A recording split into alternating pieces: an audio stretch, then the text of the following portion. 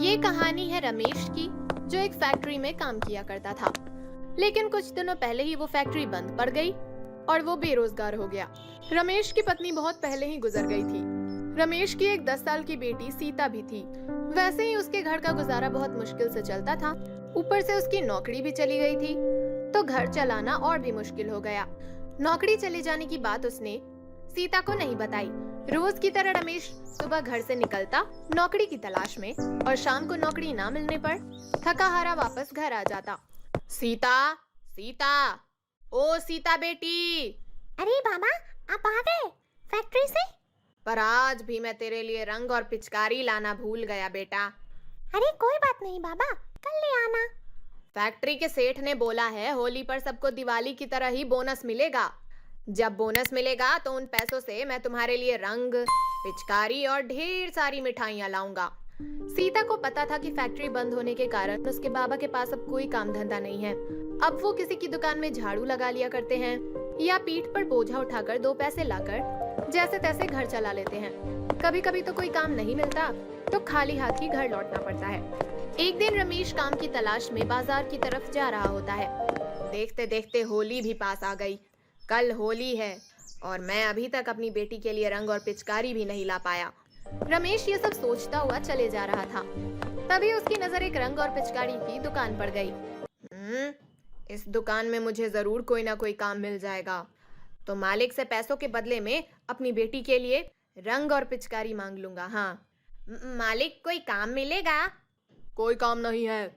मैं कोई भी काम कर लूंगा मालिक। झाड़ू लगा दूं या झाड़ पोछा कर दूं, कुछ भी। एक बार में सुनाई नहीं देता क्या?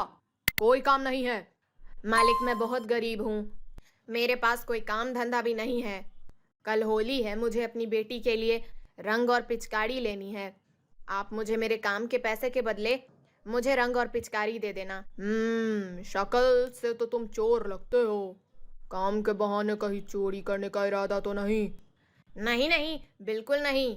आप एक बार काम देकर तो देखो। ये ऐसे नहीं मानेगा। पता नहीं कहाँ कहाँ से चले आते हैं। और कोई है, भगाओ उसे यहाँ से। बेकार में मेरा और ग्राहकों का टाइम खराब कर रहा है। चल चल चल।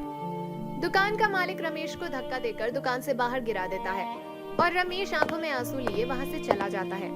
पर उसे कहीं भी काम नहीं मिलता। जेब में पैसे नहीं है, घर में राशन खत्म होने को आया। अब कैसे घर चलेगा? मैं तो भूखा भी रह लूं, पर बेटी को तो भूखा नहीं रख सकता। रमेश उदास मन से घर पहुंचता है। क्या हुआ बाबा, चेहरा बहुत उतरा हुआ है? हाँ, अरे कुछ नहीं बेटा, तबीयत थोड़ी सी खराब लग रही है। मैं जाकर सो जाता हूँ।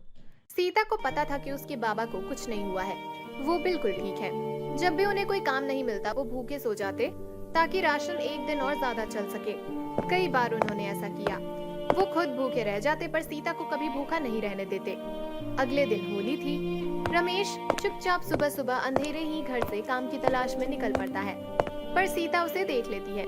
उसके जाने के बाद सीता घर में बने मंदिर के पास जाती है और बहुत रोती है। माँ, तू तो पूरे जगत की माँ है, तो मेरी भी माँ हुई ना। एक बेटी झोली फैलाकर अपनी माँ के सामने भीख मांगती है कि मेरे बाबा को दुख मत दो, वो बहुत दुखी है माँ। मैं तुझसे और कुछ नहीं मांगती, पर मेरे बाबा को कोई काम दिला दो जिससे वो 2 वक्त की रोटी खा सके। कल रात भी बाबा बिना खाए सो गए। अगर उन्हें कुछ हो गया तो माँ तो पहले ही नहीं है, और मैं अपने बाबा को और दुखी नहीं देख सकती। माँ, मैं तेरे आगे हाथ जोड़कर खड़ी हूँ, विनती करती हूँ, मुझे कुछ नहीं चाहिए, पर मेरे बाबा को कोई काम दिला दे।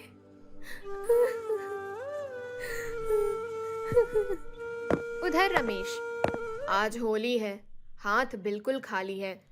हे भगवान, कुछ काम दिला दो। 2 पैसे हाथ में आए तो अपनी सीता बेटी के लिए मिठाई और रंग लेकर जाऊं। रमेश ये सब सोचते हुए उसी दुकान के आगे से गुजर रहा था जिस दुकान मालिक ने उसे धक्के देकर दुकान से बाहर फेंक दिया था। उसकी नजर फिर से दुकान में रखे रंग और पिचकारी पर जाती है। तभी दुकान का मालिक जल्दी जल्दी दुकान बंद करके कहीं जा रहा होता है। उसके हाथ में एक बैग भी था जो हड़बड़ी की वजह से वहीं दुकान के पास ही गिर जाता है। रमेश उस बैग को उठाकर दुकान के मालिक को देने जाता है, पर उतने में दुकान का मालिक अपनी गाड़ी में बैठकर जा चुका होता है। रमेश बैग खोल कर देखता है। अरे बाप रे, इतने सारे पैसे! इन सारे पैसों से तो मेरी सभी समस्या हल हो सकती है। इन पैसों से मैं तो सीता बेटी के लिए ढेर सारी रंग और पिचकारी ले सकता हूँ। पर उसके मन में कई सवाल भी चल रहे थे। नहीं नहीं, ये ठीक नहीं होगा। पता नहीं किस काम के लिए उन्होंने ये पैसे अपने पास रखे हों। नहीं नहीं नहीं। ये सोचकर रमेश उस दिशा में बैग लेकर भागा जिस दिशा में मालिक की गाड़ी गई थी। पर रमेश को तो दूर दूर तक मालिक की गाड़ी नहीं दिखी। वो वापस दुकान की तरफ गया और मालिक का वही इंतजार करने लगा, पर दुकान का मालिक तो वहां नहीं आया। फिर उसने आसपास के दुकानों से दुकान के मालिक के बारे में पता करने की कोशिश की, पर उसे कुछ पता नहीं चला। कुछ दूर जाने पर उसे दुकान के मालिक की गाड़ी दिखाई दी। अरे, ये तो दुकान के मालिक की गाड़ी है। चलो, मेरी मुसीबत तो दूर हुई। अब ये बैग उन्हें वापस करके बोझ हल्का करूं। वो ये सब सोच ही रहा होता है कि तभी उसकी नजर दुकान के मालिक पर पड़ती है। वो अस्पताल के सामने खड़े थे और उनके साथ एक औरत भी थी। वो उसकी पत्नी थी। वो दोनों ही बहुत रो रहे थे। रमेश भागता हुआ उन दोनों के पास पहुंचा। मालिक, मालिक, आप इस बैग के लिए ही रो रहे हो ना? देखिए मालिक, अब आप मुझे चोर नहीं समझिएगा। मैंने इस बैग को चुराया नहीं है। आप अपनी दुकान से बहुत जल्दी में बाहर निकले तो ये बैग वहीं नीचे गिर गया था। रमेश की बातें सुनकर और उसके हाथ में बैग देखकर दुकान का मालिक चौंक गया। अरे, हम इन पैसों के लिए नहीं रो रहे। हमारा एक ही बेटा है, उसका एक्सीडेंट हो गया है। उसे बहुत चोट आई है। वो जिंदगी और मौत से जूझ रहा है। डॉक्टर ने बोला है उसका खून बहुत बह गया है। खून की जरूरत है उसे, पर हम दोनों में से किसी का भी ब्लड ग्रुप मैच नहीं हुआ। एक आदमी बड़ी मुश्किल से खून देने को राजी तो हुआ, पर बदले में उसने बहुत सारे रुपए मांगे। ये रुपए उसी को देने के लिए थे। पर अस्पताल पहुंचकर मैंने देखा कि रुपयों से भरा बैग जो मेरे हाथों में नहीं था, बिना पैसों के वो आदमी खून देने को तैयार नहीं हुआ और यहाँ से चला गया। उन दोनों की बातें सुनकर रमेश की आंखें भर आई। मालिक, मैं दूंगा आपके बेटे को खून। आप ऐसा करिए, मेरा टेस्ट करवा लीजिए। क्या पता आपके बेटे का ब्लड ग्रुप मेरे ब्लड ग्रुप से मिल जाए। रमेश का ब्लड ग्रुप मालिक के बेटे के ब्लड ग्रुप से मिल गया। उसने मालिक के बेटे को खून दिया और अब मालिक के बेटे की तबीयत में सुधार आने लगा। तुमने मेरे बेटे की जान बचाई। तुम्हारा एहसान मैं जिंदगी भर नहीं भूल सकता, ना ही इसकी कोई कीमत दे सकता हूँ। फिर भी इस बैग में जो भी रुपए हैं वो सब तुम्हारे हैं। ये आप क्या कह रहे हैं मालिक? जान बचाने वाला तो ऊपर वाला है, मैं नहीं। मुझे ये पैसे नहीं चाहिए। अगर मैं आपसे ये पैसे ले लूंगा तो ऊपर वाले को क्या मुंह दिखाऊंगा?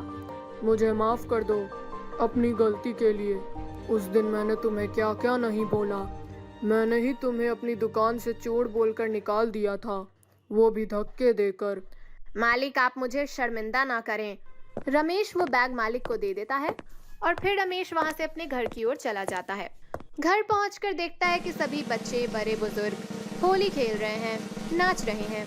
जैसे ही वो घर पहुंचकर सीता को आवाज लगाता है, सीता बाहर आ जाती है। पर ये क्या?